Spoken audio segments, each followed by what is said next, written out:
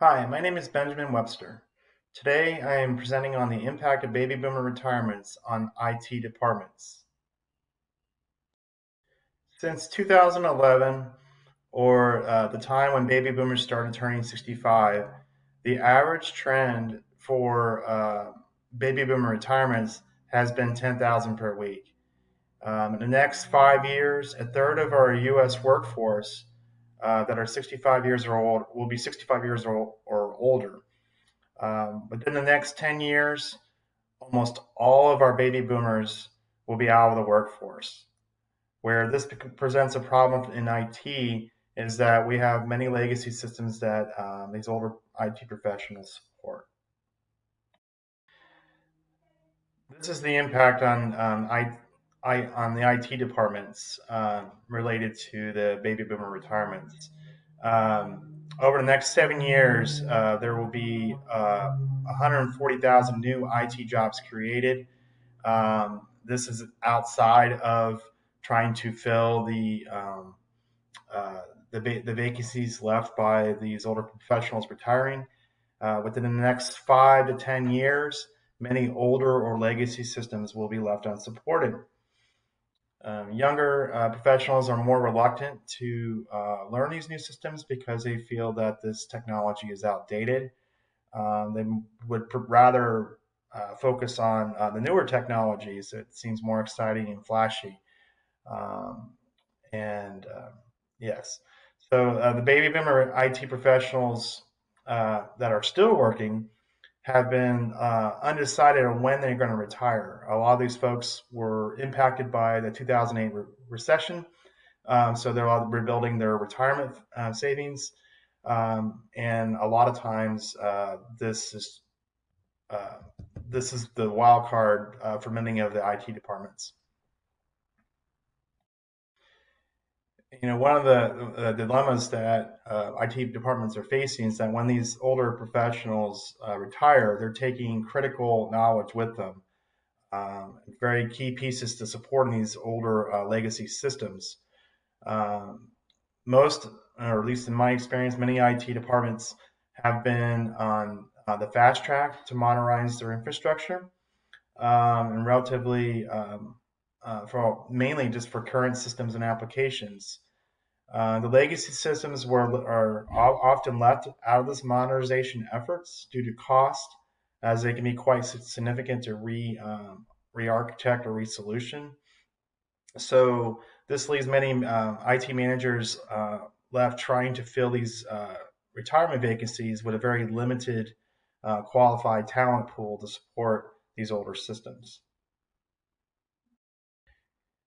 This is a survey that was taken, I find quite interesting, as a group of engineers, um, where they were asked of whether or not they were concerned about the loss of knowledge and information uh, when um, when older IT professionals leave the company. As you can see, 61% of these engineers say that knowledge loss matters.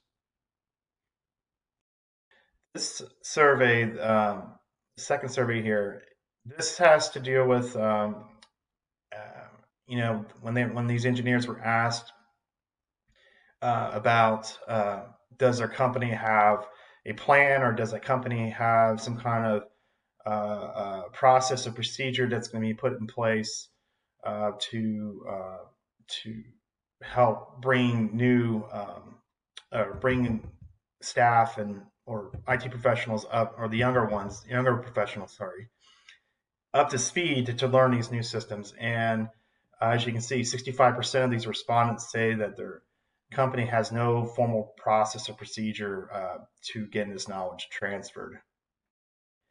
So when someone says a legacy system, especially if you're within IT, most folks are referring to the mainframe computer. The actual mainframe computer has been around for since the early 50s, and it is a very large computer that is used by many large companies and medium-sized companies to run their critical applications, process their bulk data, and transaction processing and batch reporting. So here's a little more information on mainframe computers. As I mentioned, when referring to a legacy system in IT departments, the first one to come to mind is a mainframe computer. The first mainframe computer was created by IBM in 1952. Most Fortune 500 companies still rely on mainframe computers today. They process thousands upon thousands of transactions for their batch processes and reporting, and also this supports their business. Um, Mainframe computers are responsible for over 87% of credit card transactions. Since if you think about it, 87% of something that everyone uses, and if left unsupported, as you can see, that would be a, kind of concerning. Um, Mainframe computers are also, on average, account for 6% of IT department annual budgets, while the system itself is accountable for over 70% of the world's production IT workloads. So if it accounts for 6% of the IT budget, you can see most companies are not focused on trying to replace these systems. If it ain't broke, don't fix it has been the mentality. Unfortunately, that's kind of left a lot of companies in a bind. The pictures on the right here, they're actually, these are pictures from the very first mainframes that were created, very old. The top one is, as you can see, is probably the very first picture. The picture on the bottom actually shows, you can see the actual tape drives in the background. Those were actually used for doing their backups and processing. As I would guess that most of you that are watching this presentation did not know that on average that 10 to 12 times a day that you, the average person or you, actually touch a mainframe computer. This includes when you use your smartphone, iPhone, the applications you use on your phones, or when you do internet searches, or many other applications, you most likely are touching a mainframe computer in some capacity. Over 80% of our manufacturing, banking, and healthcare industries rely on mainframe computers. So as you can see, those three statements there, you're looking at, if these systems go unsupported, when the baby boomers retire, you're looking at a very significant disruption into our daily lives. So if you look at the pictures on the right, the very top picture is actually a more modern, newer mainframe. The picture to the right is a dummy terminal, which is what's used with the older systems, older mainframes to communicate or interface with the application. And the picture on the bottom is actually is what we call in IT call the green screen. This is actually just the actual interface that you would see if you were to log on to a mainframe. This is actually a SQL statement that's getting ready to be executed. If companies don't take action to remediate this talent shortage for supporting these legacy systems or mainframe computers, many of the applications that we rely on today will be impacted in the next 5 to 10 years. With the retiring older professionals or mainframe developers, administrators, they currently have opportunities now to consult or work part-time, as some companies are attempting to bridge the gap until they are able to find a suitable replacement or a new solution. Mainframe professionals and these older IT professionals stand to actually make higher compensation if they were to stay on, as the demand for their services continues to rise.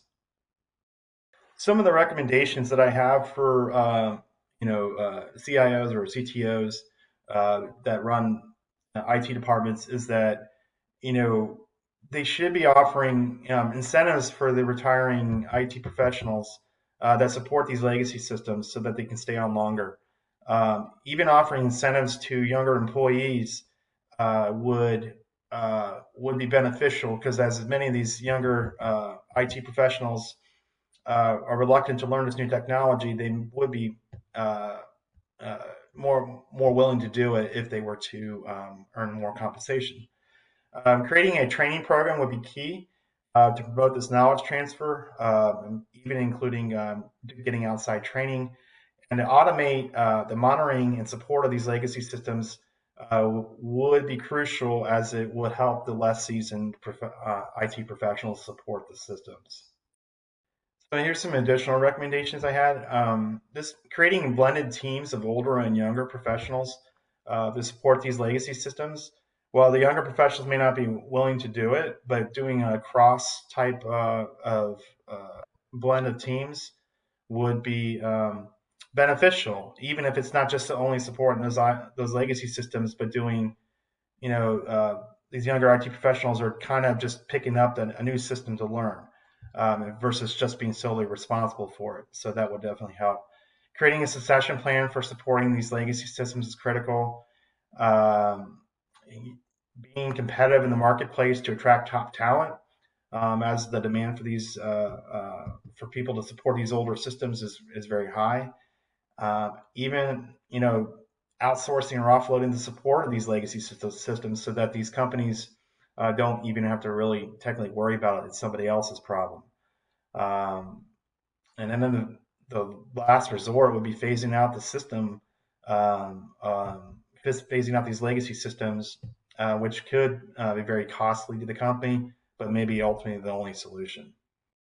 So, in summary of this presentation, the baby boom generation of IT professionals will be out of work in the next 10 years. If action isn't taken soon to mitigate this knowledge loss of these very talented people, from the companies are going to be really in a great, going to be in a really big bind. Um, companies need to start to include in their IT strategic plans on how they're going to support these legacy systems if they don't want to have any disruptions. Little to no action will result in these systems being unsupported. Here's some questions that I thought would help with our discussion. I look forward to talking and discussing this with you. What do you think companies should do to support these legacy systems going forward? Do you think in the next several years that you will see disruptions to your applications that you use as a result of these retirements? If you were in charge of your company's IT department, how would you address this crisis? Did you know what a mainframe was before seeing this presentation? Um, does the company you work for rely on a mainframe for its business transactions? And if it does, what's their strategy going forward? Were you aware about how many industries and applications that rely on mainframe or these older legacy systems? And last, I'll leave you some humor. um, I like Dilbert. It kind of hits home for me. I just thought I leave everybody with a good laugh. So thank you for listening, and I look forward to the discussions.